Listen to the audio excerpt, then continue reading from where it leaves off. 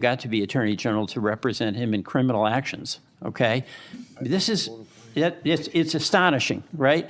But then he said, I've got an idea. We're going to sue the federal government for $10 billion, and you're going to represent the IRS, and then why don't you work out a settlement where there's a $1.7 billion fund that I control. He says he just Would you see anything like odd about that? I didn't have that situation. I didn't have a president that had been the subject of illegal disclosure of his activities. No, but criminal disclosure. I want to get to your judgment on this because but I swore to tell the truth, the whole truth, and nothing but the truth. That's a big challenge in an oath, and so I want to give my answer and not your answer, although I respect your question. No, but what I'm asking, you have incredible credibility, incredible character, incredible credibility is kind of almost like Senate speak. Right, but unbelievable believability. I mean, no, yes, I was in this body myself and sat on that side of the dais, but well, you wouldn't have had that reputation if you were a senator. I mean, this is because you stood up to the president. Oh yes, I would. I was honest as a senator. I have to. I confess my faults from both eras, both my legislative. I'm just going to finish. Thank you for your indulgence. But number one, when you saw that there was the appearance of a conflict, you did not continue representing the government in the Enron case.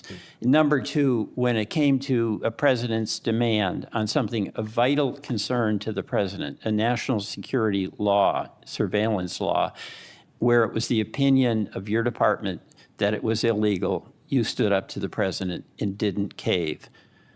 I respect that, and I believe that's the obligation and the burden of whoever serves as our Attorney General. Mr. Blanche does not share that.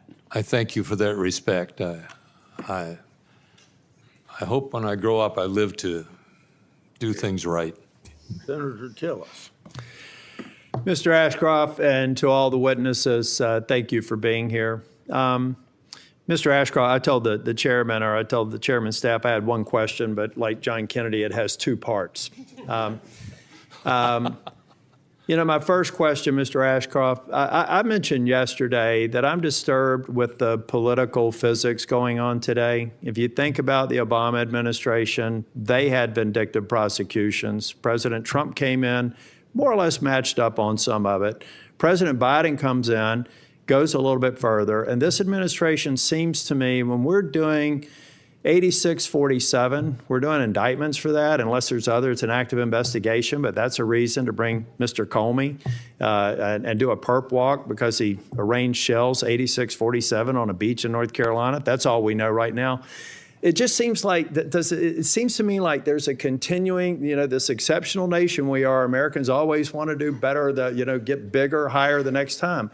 Am I wrong, or am I perceiving a continued escalation of prosecutions that some of which really, because of the way that they're being adjudicated, they're not being successful?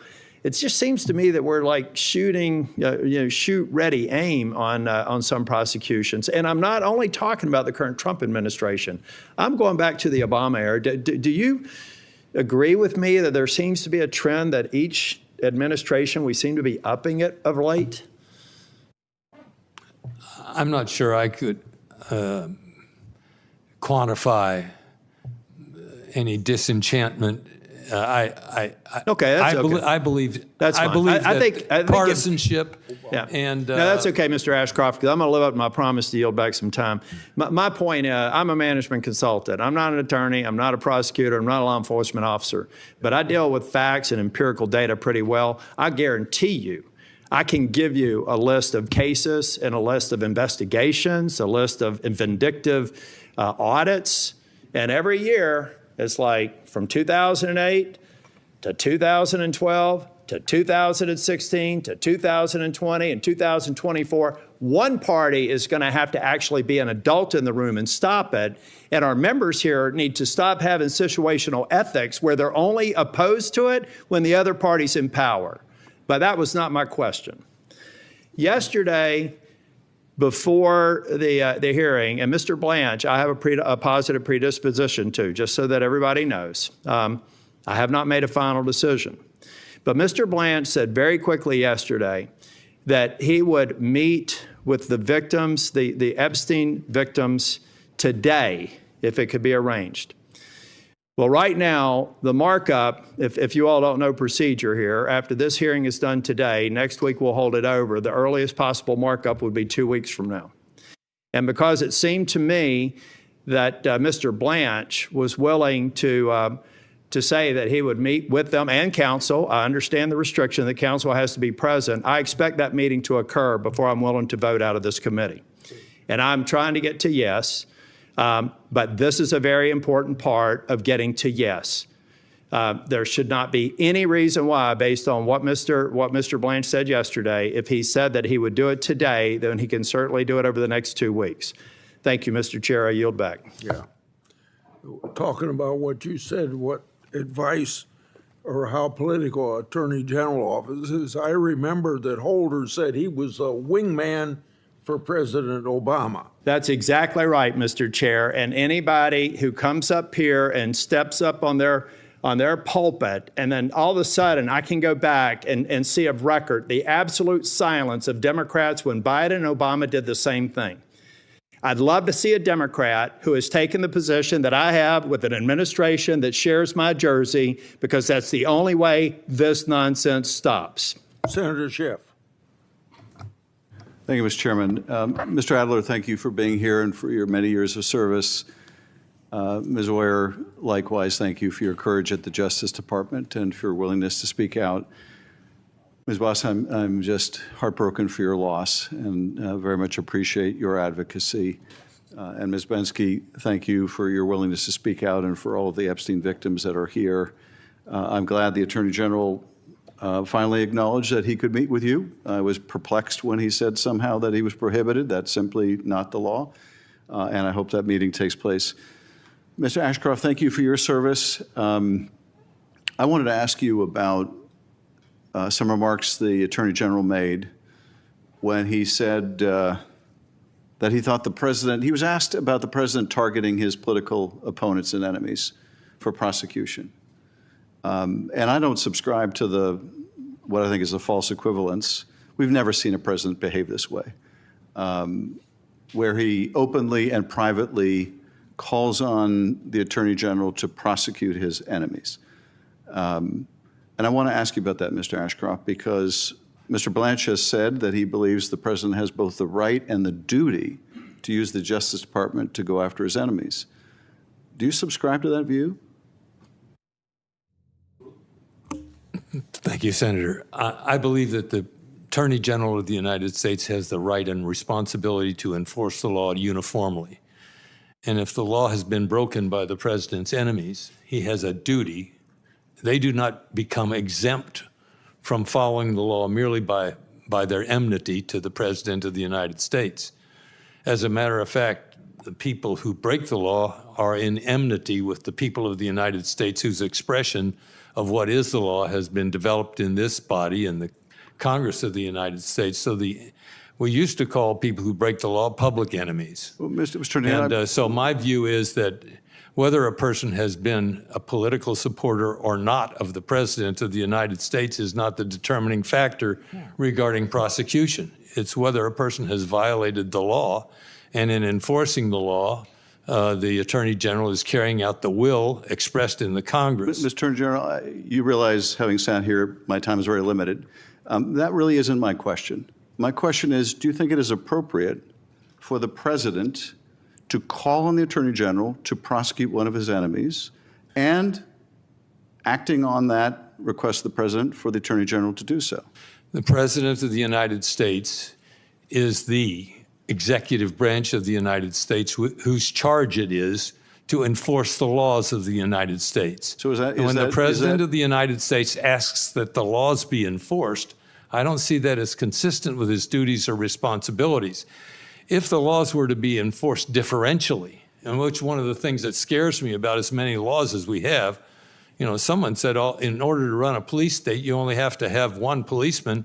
But if you have enough laws, you can go find something So, wrong with Mr. anybody Ashcroft- you want. Mr. Ashcroft, So the president, I believe, I- his job is to have an administration which calls for the enforcement of the laws of the United States without regard to the political preferences of the people who are perpetrators or accused individuals in the system. I'm not sure that I understand your answer, except you seem to accept the premise that it is okay now for a president to call the Attorney General and ask him to prosecute his enemies. You don't seem to have a problem with that. If you do have a problem with that, please say so. I believe the president needs to be an advocate of strong law enforcement. Okay, that is, and Mr. that Ashcroft, includes with respect, enemies of his. with respect, Mr. Attorney And General. if an enemy of the president goes out and conducts a violent crime, it's nothing wrong with the president calling the Attorney General and saying, I hope you do something about this violent crime. And if the president's enemy takes a photo of seashells, you think it's appropriate to prosecute them? If senators make a video stating the plain law and Constitution that you can disobey an illegal order, you think it's okay for the president or others to call on them to be prosecuted? I don't think so. I don't think so. And I don't think you would have done that as Attorney General. I hope you wouldn't have. If you would have, you were not the Attorney General I thought you were. I don't think it's appropriate for this Attorney General or any other. And I don't remember seeing, notwithstanding the false equivalence I hear expressed so many times from my colleagues in this committee, I don't remember any Democratic president calling the Attorney General and saying, you need to prosecute him, and you need to prosecute her, and you need to prosecute them, and you need to go after this organization. We have never seen that before or anything like it. Anything like it. And generic statements, oh, they all do it, is simply not the case. And by making that argument, it just further erodes the wall of independence that I'm sure, Attorney General, you remember after Watergate, when because of the abuses of President Nixon, there was an effort to make the Justice Department independent from the White House, not completely independent in the sense that the president couldn't set general priorities. I want you to emphasize these cases and these cases, whether it's immigration cases or drug cases. That was always appropriate. But what has never been appropriate, and particularly so after Watergate, was for the Attorney General of the United States to break that wall and call on his Attorney General to prosecute his enemies. And I would say even without any basis to do so. And this Justice Department has been willing to do so and has gone before grand juries. And we have never, I think, seen the likes of this either in these high-profile cases where the grand jurors, in some cases to a person, have refused an indictment. How often did you have that happen to you, Mr. Attorney? Last question I'll ask you. How often, Mr. Attorney General, did you seek an indictment as a prosecutor and have not a single grand juror vote to indict? Did that ever happen to you? I don't know. I just don't know. I thank you, Mr. Chairman. Senator Brett. Thank you, Mr. Chairman. Appreciate all of you being here today, witnesses taking your time to be in front of us. Before I start, I want to say thank you to Attorney General Ashcroft for being here today and your service to our country, both as Attorney General and as a United States Senator. And also thank you for your kind words about Senator Graham. Really appreciate it. Mrs. Boss, thank you for sharing your story. Reliving the worst day in your life, being willing to tell your story so that people hear it. Really appreciate it, and I'm so sorry for your loss. We're going to talk a little bit in a second about people needing to meet with survivors, which I completely agree with, and victims. Let me ask you a question. Do you think that when someone is killed at the hands of an illegal alien, that their representation in Congress, senator, congressman, should meet with that family? Absolutely. Of course. It's my understanding that there are many angel families that cannot get meetings with their senators. Have you heard that? Absolutely. It happens all the time. As a matter of fact, the lovely and kind words from Senator Durbin. I am his constituent. This is the first time I've ever spoken with him. I haven't spoken with him. He spoke to me. Well, I hope, and I'm sure that, I heard actually the ranking member yesterday talk about the need for the Attorney General to meet with victims, which I support. And I certainly am hopeful that he will, and others, will meet with you. Yes. So Sheridan Gorman and other names need to be said. And I think the accountability that we have in this room for other people, we should be able to have it for this body as well. So I certainly hope that you get your face-to-face meeting that you deserve. I would hope so. We've had several laws introduced, legislation introduced in this last session that have been completely ignored. And there hasn't been any way to really get in and talk to anybody, especially those who are opposed to those legislations for whatever reason. Well, thank you so much for elevating your voice. Ms. Bazinski, am I saying that right? It's Bensky, yeah. Okay, gosh, I'm going to have to try. I am so sorry for everything that you've been through, and thank you for your courage for being here today and being able to elevate your voice. I completely support your quest to be able to be heard, to obviously for victims to be protected, and for us to pursue every lead possible. And, you know, I do believe after my conversations with the Assistant Attorney General that he is going to pursue those. Let me ask you this. Were you asked in the previous administration, did you ever have an opportunity to sit down with the then Attorney General, Merrick Garland? We did not, but there were active investigations going on because of Ghislaine Maxwell's hearing. So, but did you ever have a face-to-face with him? No. No. Did y'all request a face-to-face? This was before a time that I was comfortable coming forward. It was just this last September that a group of us felt like we had met each other. And a huge part of this has been finding the collective voice of a sisterhood and understanding that we weren't isolated in these experiences. Absolutely. And let me ask you this. Did you, was there ever, because I know that my colleague, Senator Blackburn, really wanted to make sure that you all had an opportunity to tell your story. Mm-hmm. Are you aware of any Senate hearings that were held under the previous administration that tried to I don't personally bring have light that to this information because, again, I just came forward really in September. Well, thank you for coming forward. Thank you. Thank you so much. Mrs. Oyer, obviously, are you cutting people off right on time today? What? Are you cutting people off right on time today, or are people getting to go way over? I've been too liberal, but go ahead. Okay, all right. Go Well, ahead and ask one more question. Just let me ask one more question, please, sir. I appreciate it. After you were fired from DOJ, you had an independent media company and a Substack platform, and you had the, Lawyer Aura brand name and the hoodies that said "Hardwired to stand up to bullies." I'm wondering, it's my understanding that as a pardon attorney during the Biden administration, you recommended actual commutations for Daniel Troyer and Ricardo Sanchez Jr., who were sentenced to death in 2009 after executing a family of 4 on the side of a highway. Is that true? Ma'am, I think you were not in the room when several of your colleagues asked me about those recommendations. This is my turn to ask a question. So is that true? I said then remains, which is that I'm not able to talk about the clemency advice that I provided to the White House because of Well, the victims included a 4-year-old and a 3-year-old boy who died while cradled in the arms of their mother, who was trying to shield them. Those 2 little boys were shot 10 times, and their mother was shot 11 times, and their father was shot 5 times. So I appreciate the grace on getting to go over, but that doesn't sound like to me that you stand up to bullies. It sounds like to me you stand with them. Thank you.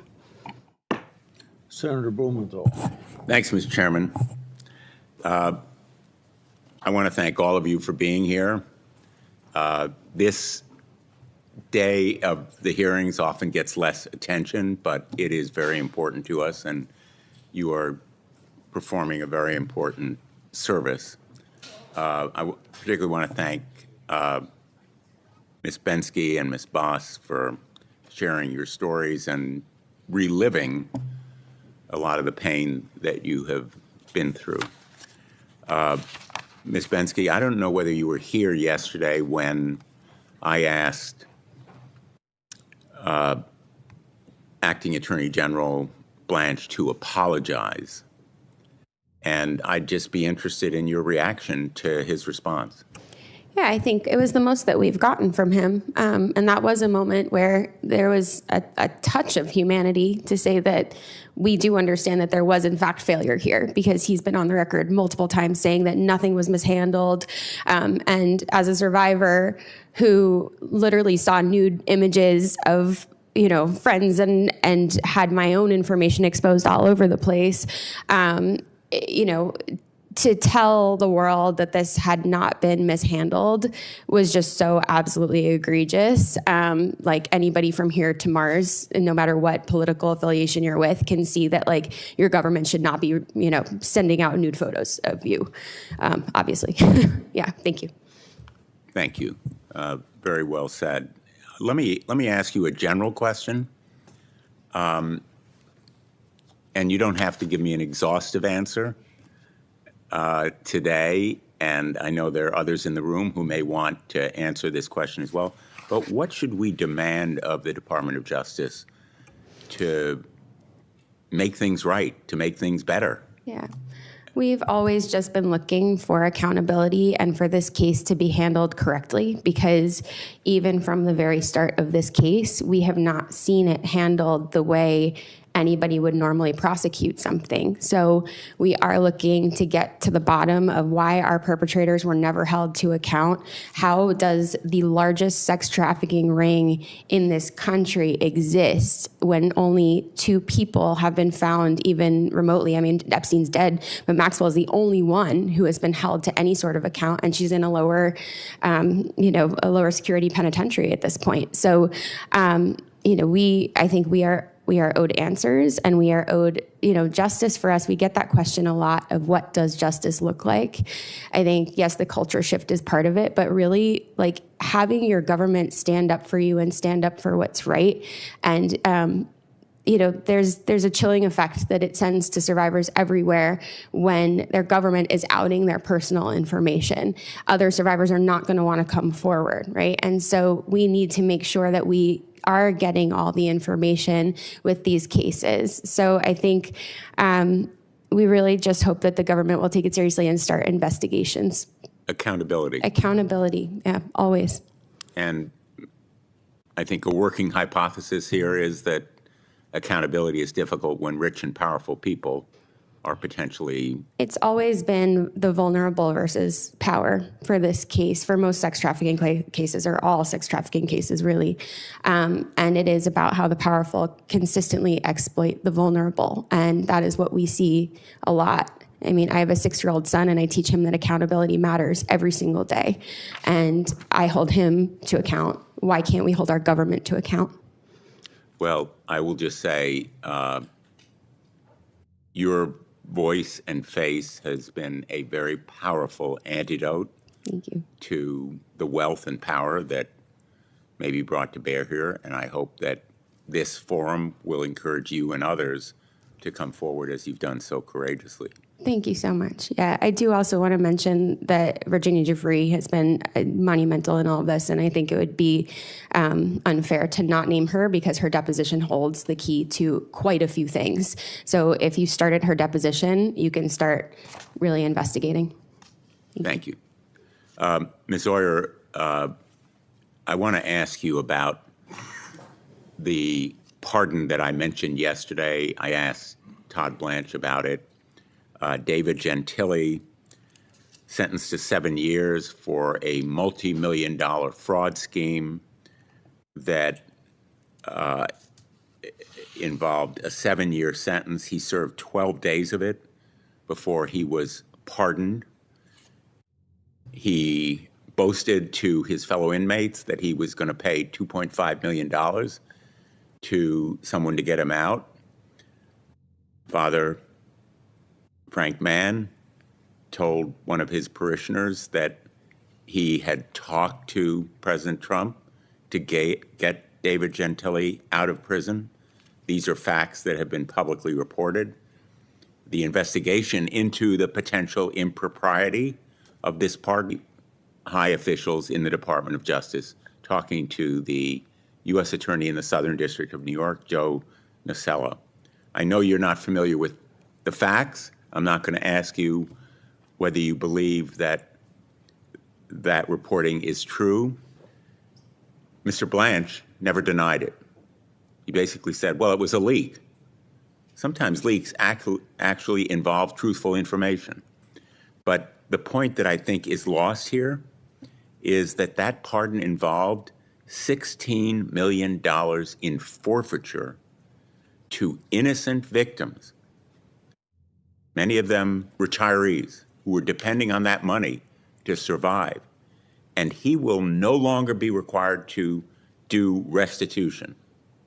So his ill-gotten gains, some of which he may have used to pay for his clemency, so to speak, are not going to go back to the people who were cheated, his victim, as a result of that pardon and clemency. So I guess my question to you with this introduction is essentially, are victims and survivors often re-victimized by pardons that are unjust or unfair to them? And shouldn't we have them given a voice and recognize the Constitution gives the president unlimited authority? And it's one of those powers that's unchecked, rarely. But isn't there a need to give the victims a voice in this process? Yes, Senator. The millions of dollars that Mr. Gentili stole from his investors, unfortunately, are a drop in the bucket of the restitution that victims have been deprived of as a result of President Trump's pardons. He has forgiven over $1 billion in restitution that is owed to victims of fraud, as well as money that is owed to taxpayers by people who committed white-collar crimes and who have served, in many cases, none of their sentence and repaid none of their money. That is not consistent with the regulations that the Justice Department has in place for evaluating applications for pardons. The Justice Department historically has looked to see that people have repaid their debts before recommending clemency, but this president is using clemency in a strategic, transactional way to forgive huge amounts of debts owed to taxpayers and crime victims. Senator Durbin. Mr. Chairman, in closing here, I would like to make a couple points. Please do. First, I understand that the senator from Alabama mentioned my name while I had stepped out. Ms. Boss, anxious to meet with you. I hope we can do it soon, maybe even right after this, because I know it was a hardship for you to make this journey here to testify from Illinois, and I don't want you to have to wait to see me. I want to meet with you now, and we can talk as soon as this meeting adjourns, if it's okay with you. If it fits in your schedule. Let me say a word about Ms. Oyer. I'm glad that the senator from New Jersey said what he did about you. I believe the fact of the matter is that most of the things that were brought up today in this hearing about your activity related to a decision by the Biden administration as they were leaving office to turn death penalty convictions into life imprisonment instead. Is that correct? That's right, sir. That reflects, I'll say this, you don't have to comment on this. I believe that reflects President Joe Biden's opposition to the death penalty. I share that opposition. There are people in the audience who agree with me and some who vehemently disagree with me. But America is divided on this issue. I didn't have this position my entire political career, but toward the end of it, I've come to the conclusion, as Justice Blackmun did at the end of his conclusion of serving on the Supreme Court, that he no longer wants to tinker with the machinery of death. The fact of the matter is, there are clear cases where one can argue a death penalty, and there are cases which we have found were wrongly decided, and people faced a death penalty or worse until evidence and other things were discovered at the end. That is my position. That was Joe Biden's position. That's why the cases which were brought up today are so serious. And I believe that you were doing your job as a pardon attorney to advise him as to his decision. But is it not true that the final decision on the disposition of these inmates was the decision of the President of the United States? That's absolutely correct, Senator. So if you want to take exception to Joe Biden and his position, be my guest. But to blame you for those, I think, goes beyond your responsibility as pardon attorney. And I will just say I know the controversy behind this issue, but I feel that that's what led him to his conclusion. Ms. Binsky, thank you for bringing your friends with you today. It is great to see them, and I hope that what you heard from Senator Tillis is a promising possibility that he said he would not, I hope I'm saying this correctly, he wouldn't vote to confirm this nomination until there's been an actual meeting. That would be a dramatic work of progress for us to reach that point. And because you had the courage to stand up, not only you, but your friends, we have achieved that, I believe. I hope that's the fact. Thank you, Mr. Chairman. Yeah. Thanks to all of our witnesses for being here today and for traveling the long distances some of you have had to go. We're grateful that you did it. For all the members of this committee, written questions to these witnesses here are due on Wednesday, July 22 this year at 5 p.m. The hearing is adjourned. Thanks, Chuck. Yeah, thank you. I'm going to go see if the Finance Committee is still meeting. Okay. Yeah.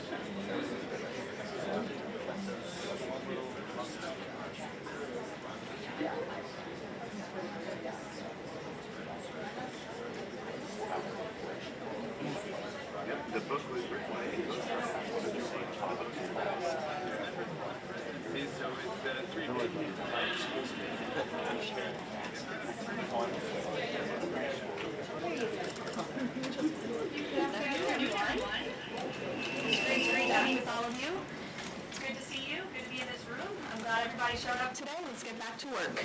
We're going to begin with a few scheduling announcements. Tonight, as you all know, at 9:00 p.m. Eastern, President Trump will deliver a major address to the nation on protecting the integrity of our elections. And we encourage every American to tune in. On Friday, the president will travel to New York City to attend a FIFA reception at Trump Tower, followed by his attendance on Sunday at the FIFA World Cup between Spain and Argentina. His attendance will cap what has been the most watched, most secure, and most successful World Cup in American history. This is a fitting conclusion to a tournament that showcased America's ability to host the world on the grandest stage. Turning now to the economy. Tuesday's CPI report confirmed what President Trump predicted. Prices are falling, and this administration's economic policies are working. Inflation dropped 0.4% last month, beating expectations and marking the largest monthly decline in more than 6 years. Prices fell, including for gasoline, electricity, non-prescription drugs, car insurance, medical care services, and hotels, delivering relief for American working families. We also saw real weekly earnings rise in the month of June. For private sector workers, real wages have increased by roughly $1,000 since President Trump took office, after falling nearly $3,000 during the previous administration. This is real progress made possible by the president's pro-growth economic agenda. There is still more work to do, no doubt, which is why President Trump remains laser-focused on lowering costs and raising wages for working families across the country. Just last week, Walmart and Sam's Club announced they will be lowering prices on thousands of items in their stores across the country. Shoppers can expect meaningful savings on groceries, household essentials, outdoor living products, toys, apparel, and other everyday staples.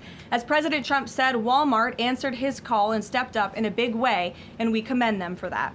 We hope other major retailers will follow the lead of this patriotic American company. While we're on the subject of helping working families get ahead, I want to remind everyone that the Trump accounts are now officially live. To date, and this is a new stat from the Council of Economic Advisors this morning, more than 6.5 million American children have been signed up for accounts so far, including my 2 kids, who I signed up during my maternity leave. There are a few things I want to make clear about this massively beneficial program that has the potential to literally transform the financial future of this country. First, any child under the age of 18 is eligible to have a Trump account opened in his or her name. This is a free investment savings account that costs nothing to open. Second, thanks to President Trump, every child born between January 1st, 2025 and December 31st, 2028 will receive a $1,000 seed deposit from the United States Treasury. Third, parents, guardians, relatives, and friends can contribute up to $5,000 per year combined for each child. Employers can also contribute up to $2,500 per year on a tax-favored basis, counting toward the annual cap. The president believes there is no better investment than in America's children. Government projections show that a child whose family maxes out contributions could see the account grow to nearly $300,000 by the time the child turns 18. This is, think we can all agree, an enormously powerful head start toward the American dream. These funds can be used for college, starting a business, or purchasing a home. This is truly a transformational, nonpartisan program. So I encourage everyone listening with a child to establish a Trump account today for your child and tell everyone you know with children to do the same. The app is also incredibly inviting and easy to use for parents at home. Finally, let's turn to the border.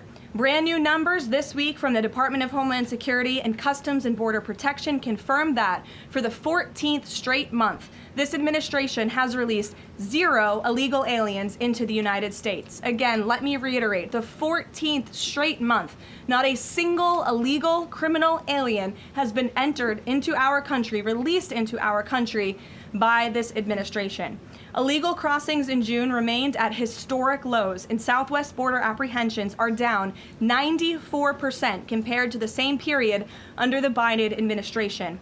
These numbers speak for themselves. Thanks to President Trump's strong leadership and unwavering commitment to law enforcement, America has the most secure border we have ever had in our nation's history. The administration continues working to reverse the previous influx of millions of illegal aliens into our country by the Biden administration, and our law enforcement professionals, God bless them, are arresting criminal illegal aliens across the country, including those convicted of the most heinous and violent crimes. This past weekend alone, ICE arrested a Mexican national and gang member convicted of second-degree murder in California, a Dominican national convicted of aggravated manslaughter in New Jersey, a Saudi national convicted of indecent liberties with a child in North Carolina, a Mexican national convicted of continuous sexual abuse of a child in California, a Nicaraguan national convicted of second-degree child molestation in Rhode Island, and a Mexican national convicted of lewd acts with a child under 14 with force in California. These are egregious crimes, and again, I think we can all agree that none of you would want these individuals living in your communities, and you have this administration to thank that they are on their way back home. The American people delivered a decisive mandate to arrest and deport these dangerous criminals, and President Trump is wholeheartedly committed to delivering on that mandate every day. He will never waver in his duty to defend our homeland and protect the American people, and he has proven without a shadow of doubt that the chaos and the lawlessness that we saw every single day at the border and across our country under the Biden administration was a choice, and it is a choice this president has chosen not to make. While this work is far from finished, the border is secure, and deportations will continue. With that, I'll take your questions today. I look forward to doing so. I know there's a lot of news. We have 2 people in our new media seats today, Rachel Bade and Ben Black. Rachel, why don't you kick us off? Ben will give you a question, and then we'll get to the rest of all of you. Thanks, Rachel. Thanks, Caroline. Welcome back to the briefing room, and congrats on your baby. Thank you. 2 questions, Sure. if I may. The first one, a fun one for your first day back. You now have 2 babies under 2 years old. I do. As someone who has a 4-year-old, I can only imagine how little you are sleeping right now. What is your one tip or secret to women who want to have it all, the kids and the hard-charging career? Well, thanks for the question, Rachel, and it is really good to be back with all of you. I don't think there is a secret. You just have to show up every day and keep going, and it really does take a village. Take the opportunity to shout out to my husband, who's home with our babies right now. I look forward to returning home later to be with them, but it's challenging. But for me, I view this as more than a job. I view this as public service on behalf of a president who I firmly believe in everything this administration is doing and really creating a better country for my children and their future, and I'm very grateful for that. Blessed to both be working in this job, but also to have 2 beautiful babies at home. And as you know, Rachel, and any mom in this room knows, there's nothing better than being a mother. So thanks for the question. Babies are the best. Okay, a question about tonight.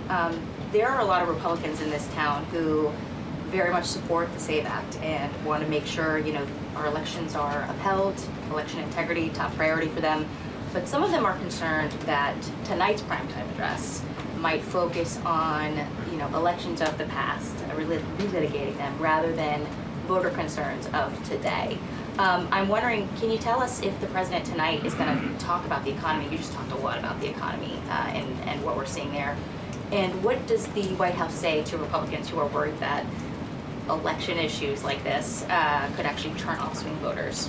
Well, a few things. I would encourage everyone to tune in tonight. I've seen a lot of reporting and frankly misreporting about what the president will say. I think the American people will be relieved to hear what they are hearing from the president of the United States and his commitment to transparency and the focus on the integrity of our elections tonight. I think all Republicans and Democrats should recognize this should be a nonpartisan issue. If we don't have safe and secure elections in our country, we cannot have a country. It is a vital part of our democracy, of our constitutional republic. The president will be speaking about that tonight. And in addition, at the very same time, of course, he is working on all of these economic issues that the American people have at home. I just read to you the latest inflation numbers are looking good, the best report in 6 years. The president, Republicans and Democrats and all Americans have this president to thank for the largest tax cuts in American history, which every Democrat on Capitol Hill voted against. You have this president to thank for the Trump accounts for our children and securing the future of the American dream. So this president is doing a lot, but obviously safe and secure elections are a true tenet of our constitutional republic, and the president will be speaking about that tonight. Thank you. And Ben, please. Hey, so I'm from England. I've been following the World Cup all around, absolutely loving it. Unfortunately, we got knocked out last night, so I'd love to ask a favor. Tough day for you today. Yeah, it's all good though. But I want to know, so all these football fans coming to America, absolutely having a great time. I've had an amazing time. What do you want these football fans to take away from their time in America? Sure. Well, I'm so glad you enjoyed your experience here in our country, and sorry for the loss. We look forward to the final match on Sunday, and I know the president looks forward to attending, but I think the world saw that this president and this country is able to put on the greatest show in sports in the world. And we are a kind people, we are a hardworking people, and we have the best country on the planet. And I know I've loved seeing the videos from foreigners from around the world who have traveled to the United States and have been quite surprised about how lovely and enjoyable the United States is. I don't think we get enough credit from the international media around the world, but we encourage everyone to come and experience America for themselves. So thanks for being here. Absolutely. And safe travels home. You're welcome. Caroline. Garrett. Caroline, welcome back. Good to see you. Likewise. To the degree that this speech tonight is about elections past, not elections upcoming, the 2020 election has had dozens of recounts, lawsuits, audits. The 2024 election widely believed to be safe and secure. There's not really any question about that. A lot of people look at this. Because it was too big to rig. Well, I think a lot of people look at this There's a and massive wonder, amount of votes for this president. That's why he's in the Oval Office right now. No one disputes that. And there were a significant amount of votes for Joe Biden, who won in 2020. I think the question is, why is the president unable to let this go? Well, first of all, Garrett, I think part of the problem is that the media has refused to acknowledge that tens of millions of Americans across the country share the concerns of this president about the sanctity of our elections. And your premise of your question, you're jumping ahead to a conclusion in this speech before even hearing it yourself. I think that everyone should tune in tonight, including the people in this room, and you should report on the president's speech and the findings that he is going to reveal in this speech with a little bit of honesty and a little bit of integrity, because it will shock you if you have an honest eye listening to the president tonight, and everything he is saying will be backed by facts and by evidence that will be provided this evening. And again, Garrett, I think all Americans, Democrat, Republican, should agree that we are the greatest country in the history of the world. We should have the safest and most secure elections in the history of the world. And what the president will be speaking about tonight will show you that perhaps that is not the case, and we need to make some adjustments moving forward, including the Save America Act, as Rachel pointed out, is a key legislative priority for this president on Capitol Hill, and he wants to see all senators and members of Congress voting in favor of the Save America Act, because it's crucially important as we move forward. Aisha. Hi, Caroline. Welcome back. And Thank you. I'm assuming the pink is for your baby girl. You know, I didn't think that, but I guess it is now. Thank you. We've talked a little bit about what the president might say tonight, but the other question is, who is running the teleprompter tonight after this report that the other guy is now under investigation for making money off of reading the president's speech? Obviously, I'm aware of the report. The president is too. I spoke with him about it. He believes it's deeply unfortunate and frankly a disgrace. And the individual that was cited in that report is complying with the CFTC, but has been put on paid administrative leave. So there will be a teleprompter operator tonight, of course, but it will not be the one, unfortunately, in that story. One more on Iran. The Vice President, J.D. Vance, went on this podcast with Joe Rogan yesterday, talked about Israel, in which he said that there are some people within their system that we know beyond a shadow of a doubt who are manipulating and trying to change American public opinion to keep the war going on indefinitely. Does the president agree with that statement? I think the president would certainly agree that, yes, foreign countries certainly do try to persuade American public opinion. There's no doubt about that. I think it's just a basic fact. Ed. Good to see you, Caroline. Following up on the teleprompter and then one on tonight's speech, what steps is the White House taking to ensure something like that doesn't happen again? Well, the White House has extremely strict ethical guidelines with respect to issues like this, and as I just told you, this individual will no longer be here. He'll be on paid administrative leave. I'm sorry, without pay. The administrative leave is unpaid, to be very clear. That was a decision by the president, so I think that speaks for itself. On the concerns about the election, will the president accept the results of November's elections?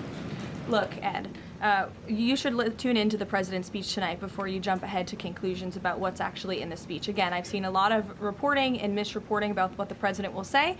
We hope CBS will take the speech, and all Americans should take it. Okay, but I'm not presuming anything. I'm just asking will he accept the results? Caroline, two questions on the Trump account.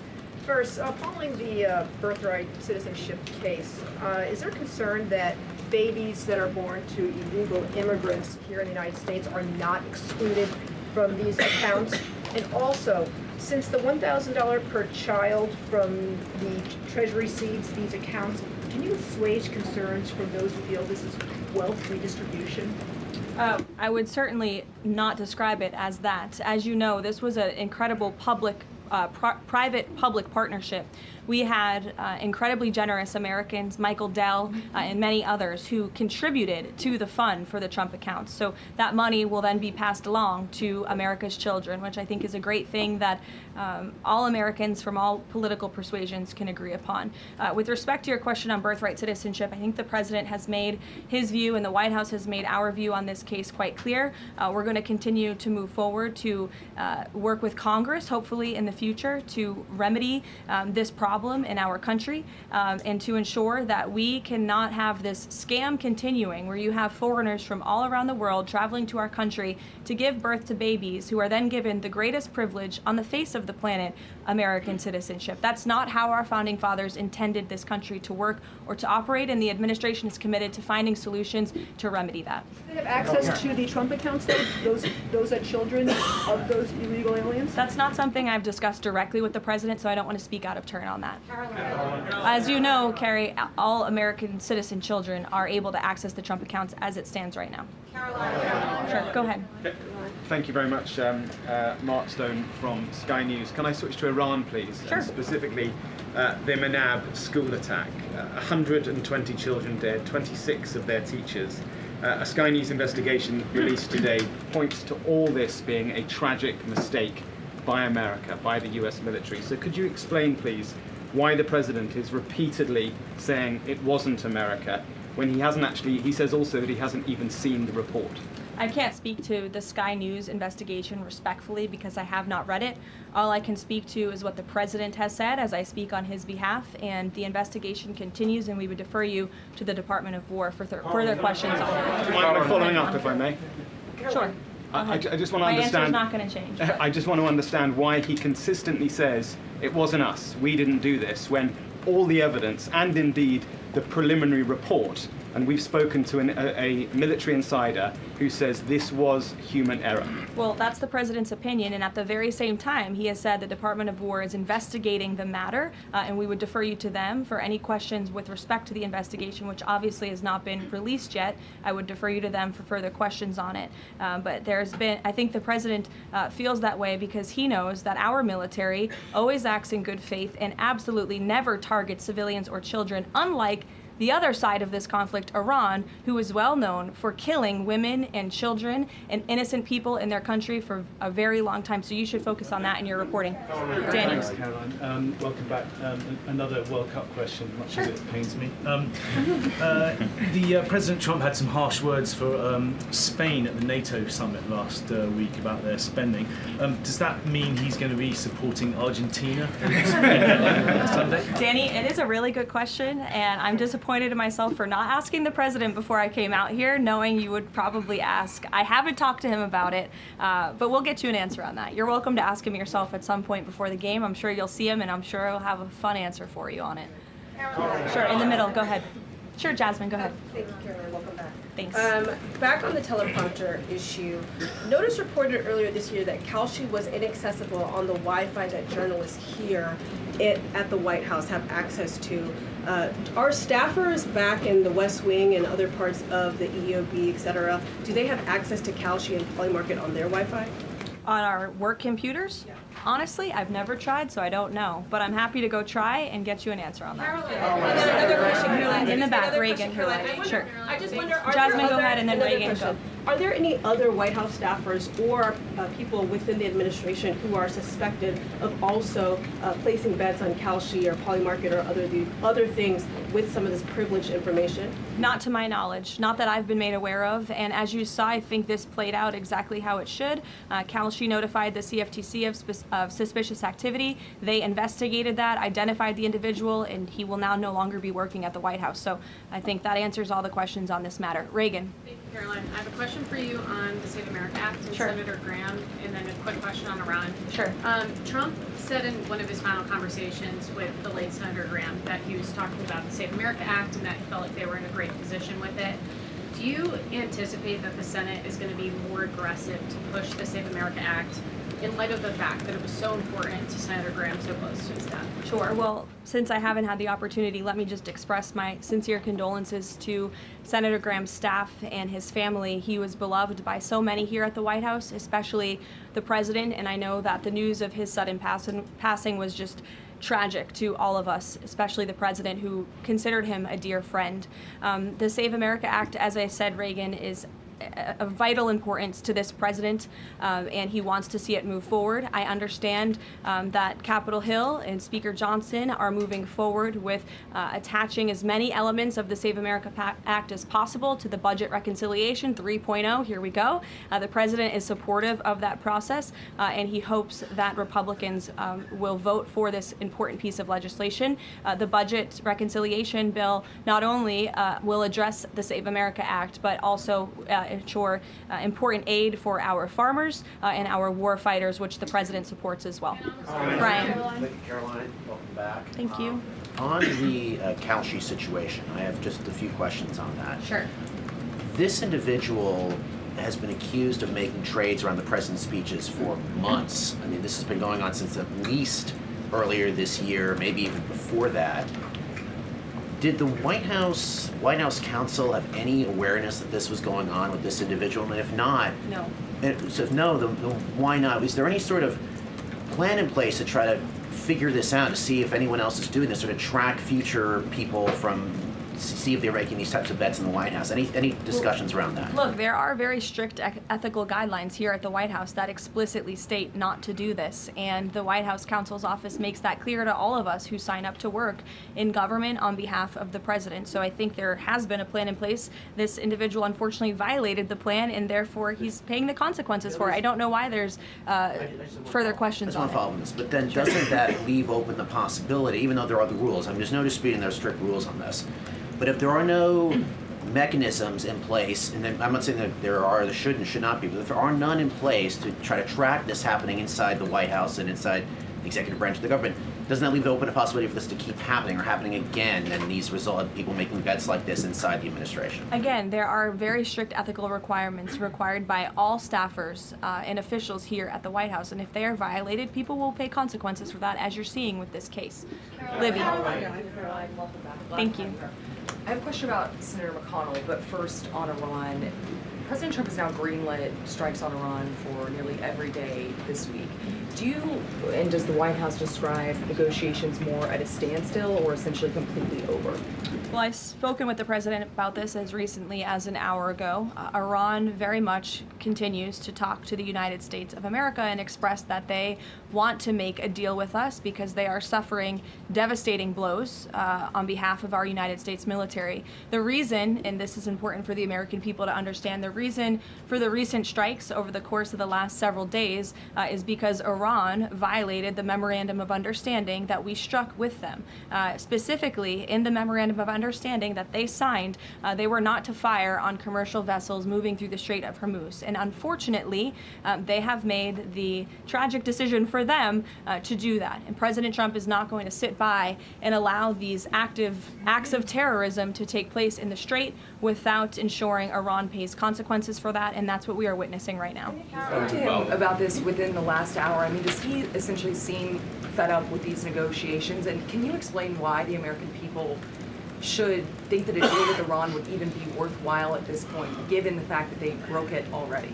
Well, look at how bad they are behaving. It just proves the president's initial point for launching Operation Epic Fury in the first place. Iran can never obtain a nuclear weapon. That's why he launched Operation Epic Fury. They have suffered devastating blows to their military and their economy as a result. The president is always open and willing to diplomacy. He is the peace through strength president after all. After Operation Epic Fury, the conclusion of it, we did move forward into a diplomatic phase, if you will. But unfortunately, Iran has since violated that. They have expressed they still want to make a deal to the president.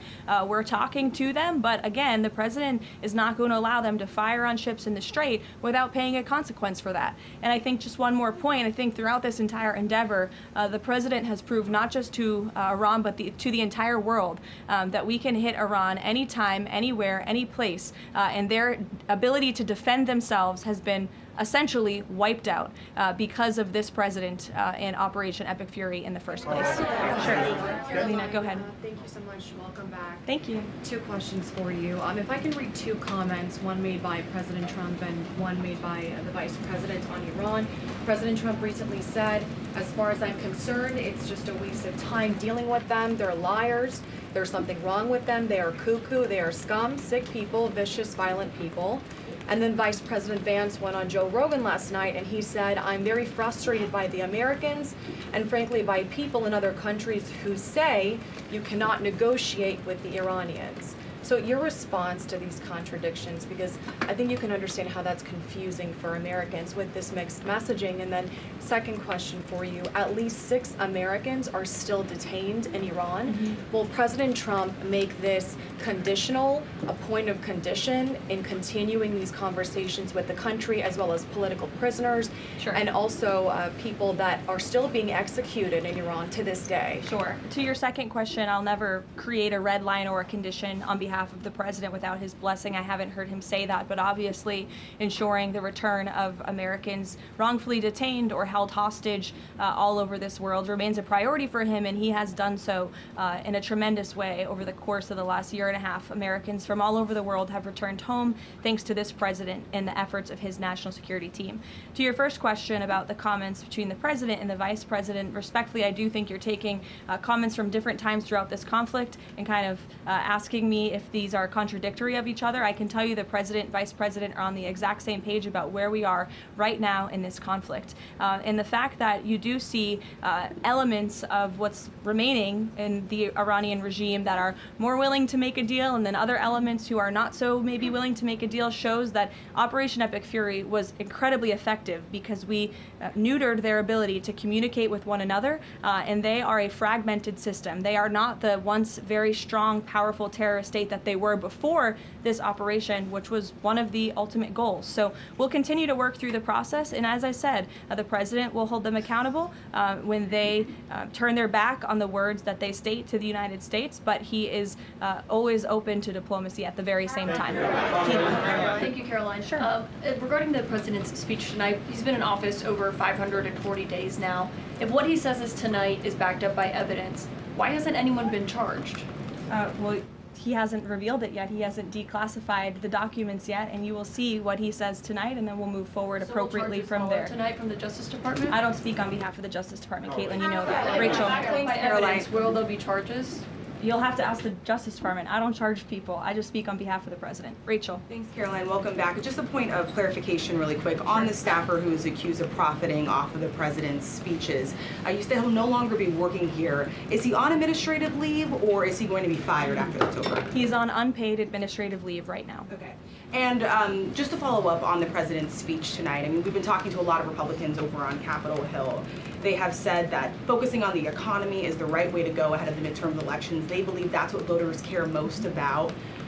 What does the president say to Republicans who think that focusing on the 2020 election, election integrity, all of these issues right now is not the right approach so close to the election? Well, again, you guys have not heard the speech yet, so I would digress with the criticism until you actually hear what the president is going to say and what he's going to say when he addresses the American public. I would also add again that the administration and especially this president are able to walk and chew gum at the same time and tackle a number of issues on a number of different subjects every single day. We see that president do that working around the clock on foreign policy, on domestic policy, all of the time. You all report on it, you have to keep up with it, so I think you can agree with me on that point. And I would also add the president will continue to be traveling all around the country to talk about the economy. We were just in Pennsylvania a couple weeks ago touring a Mack truck facility, which has been greatly strengthened and enriched because of this president's economic policies over the last year and a half, and he loves doing that and he will continue to do so. Jennifer, go ahead. We have seen with the increased community strikes a real decrease in traffic through commercial traffic through the Strait of Hormuz. What is the U.S. doing right now to facilitate flows through the Strait of Hormuz and preemptively address the risk that Houthis will actually choke off the Red Sea oil route and that prices will increase further before November? Sure. Well, two separate questions. First, let me address what's happening in the Strait right now. We know that there is a blockade of ships directed by the president for ships entering and departing Iranian ports only. This has been fully implemented and is in full force. This blockade was reimposed due to Iran's inability to honor their agreement with the United States of America. More than 10,000 U.S. sailors, Marines, and airmen, along with 2 aircraft carriers and more than 20 warships and dozens of aircraft are executing the blockade mission as we speak. And during the first 24 hours of the blockade, U.S. CENTCOM has redirected 2 compliant commercial vessels and disabled 1 non-compliant vessel. So look, the Strait is open for ships that are not traveling to and from Iranian ports specifically, and the U.S. Navy is there to ensure that can take place. With respect to gas prices, as you know, the price of oil right now is approximately $80 a barrel, maybe a little less. Before I came out here, that's what it was at. Gas prices are down approximately 60 cents a gallon off the peak of this conflict, and the president was honest with the American people from the beginning. There may be temporary disruptions in the oil market, but what we haven't seen is what all of the naysayers said, that there would be massive increases in the price of oil that so many warned about. And that's in large part because of the president's domestic energy policies here at home to revamp our domestic production here, but also the administration has taken many swift actions to mitigate these temporary disruptions. As you know, we've released oil through our SPR, the Jones Act waiver, which has been incredibly effective, fuel environmental waivers. We also, the president signed the Defense Production Act to restart California oil production.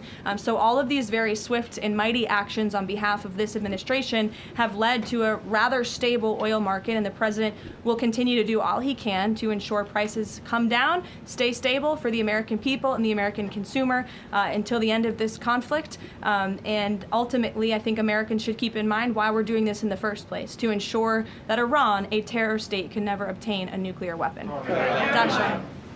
Dasha, go ahead. Nice to see you back. You too. 2 questions, one on tonight and one on immigration. It strikes me listening to the conversation in this room about Iran, given the questions that folks on both sides of the aisle have about strategy and endgame, given that the United States has intensified strikes on Iran, typically in a time of conflict, when the president gives an address to the nation, you would expect him to address this conflict. Number one, will he talk about Iran, and why is that not the major topic of of his speech. Does he believe that the SAVE Act and the 2020 election integrity are more important right now? Well, no, it's not a matter of importance. It's just a matter of timing. The president will be making a very important announcement with respect to the integrity of our elections. However, it is also very possible at the top of the speech he will mention the current situation with Iran and also the economy as well. As you all know, President Trump is a man of his own word, and he sometimes is thinking about these things up until he walks out. But we have had conversations about him addressing a range of topics, and that could very well be possible tonight. Again, this is all more reason for all of you to carry the speech live and for the American people to tune in tonight so they can hear directly from the the president and draw their own conclusions. Caroline, go ahead. Immigration. Caroline, sorry, I just wanted to add the immigration question real quick. Sure, go ahead. Sorry. 3 men were killed in ICE encounters in less than a week. As a result, DHS announced that it would end vehicle stops, and then President Trump urged them to change their position. Can you confirm whether vehicle stops are back on, and is the administration doing anything more to prevent these kinds of deaths, maybe accelerating distribution of body cameras, which weren't present in this case? So a couple of things. Vehicle stops are continuing. Verbal guidance has been given to all field offices across the country by the Department of Homeland Security. The President and the Secretary of Homeland Security are on the same page that vehicle stops are a necessary tool that ICE agents need in order to continue their deportation campaign of the worst illegal alien criminals from our country. With respect to body cameras, I know there's been some questions about that in recent days. Over half of all ICE field offices now do have body cameras, and the remainder of the field offices are expected within 60 days. It's been a slower rollout than we would have hoped, but that's because of the Democrats' decision to shut down DHS for several weeks. So we expect to fully execute on the promise of body cams to all field offices across the country very soon. Karen. Caroline, on the parasite outbreak related to produce, can you give an update on the administration's response to this? Are there federal officials on the ground in the hardest hit states right now doing any testing of production facilities or farms to try to figure out where this outbreak has started? Sure. Well, what I can tell you, having been back at the White House for just a couple of short weeks, I've been in meetings on this very topic, and I can tell you the White House is closely monitoring the situation, has a handle on the situation. We're committed to providing the CDC and the FDA the resources that they need, and we urge all Americans to follow CDC guidance on properly washing and cooking raw ingredients to prevent this foodborne illness. As you know, there has been an unusually high number of cases. There are typically thousands of cases of this outbreak every year, but there has been an unusually higher number, and that's why we're working with the FDA and other partners at the federal, state, and local level to increase detection methods, provide the guidance, and then also, most importantly, trace the outbreak back to its original source, which we are currently in the process of doing. Lack of permanent leadership at the CDC and FDA and any funding cuts, has that slowed the response to figure out where this outbreak has started? No, we've talked to the CDC and FDA specifically about that, and not at all. They have the resources they need to make sure that Americans are fully informed and protected from this illness during this time. Caroline, please. Caroline, welcome back. Thanks. Last year, the administration signed a critical minerals deal, mining deal with Kazakhstan for a little-known U.S. company. It was an agreement that President Trump and Howard Lutnick got tentative approval for with Kazakhstan's president in September. 6 days before the deal was signed, which was in November, the president's older sons with other partners took a 20% investment in a company related to the deal. What did the president know about his son's involvement in this arrangement, and when did he find out about it? From my understanding, Maggie, nothing.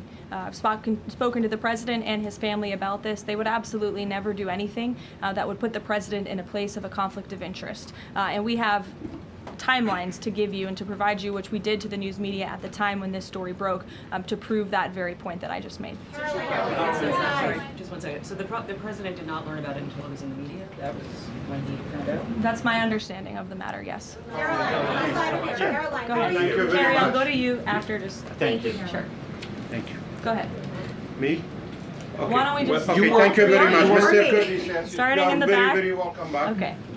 Thank you. Yesterday, Iran launched a drone attack against U.S. facilities in Erbil, threatening American personnel and the Kurdistan region, one of the American closest partners in the Middle East.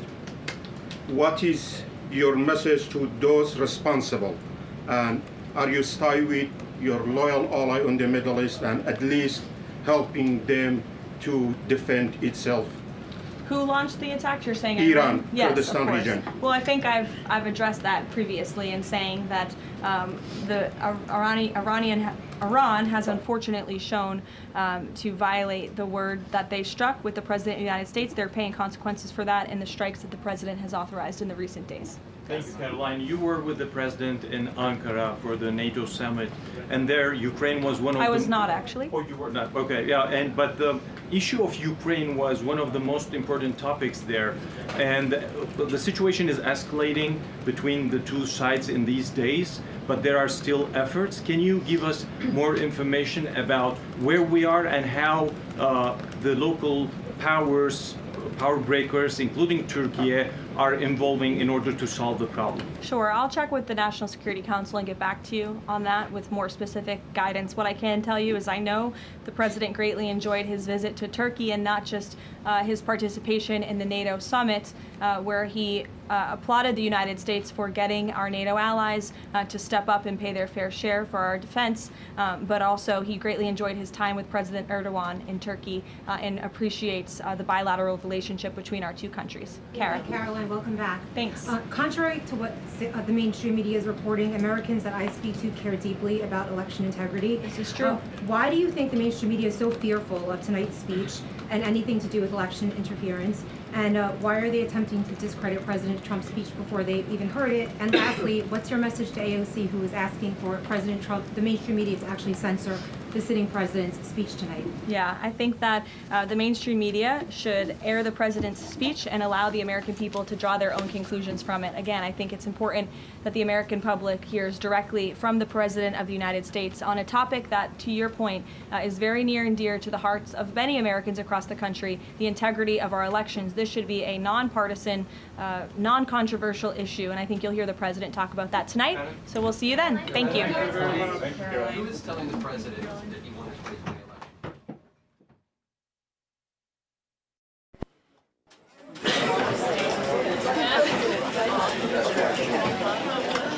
How can you keep people from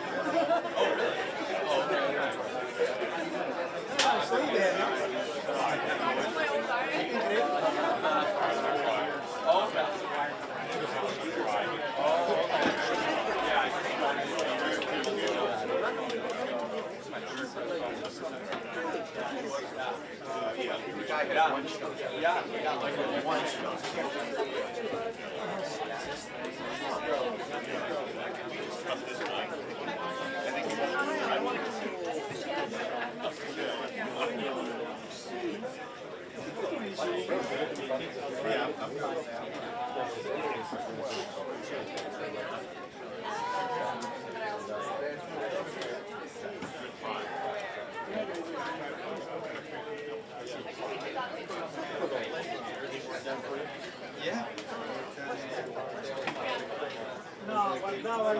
Troubleshooting. Yeah. It's the best way to learn. Just scramble.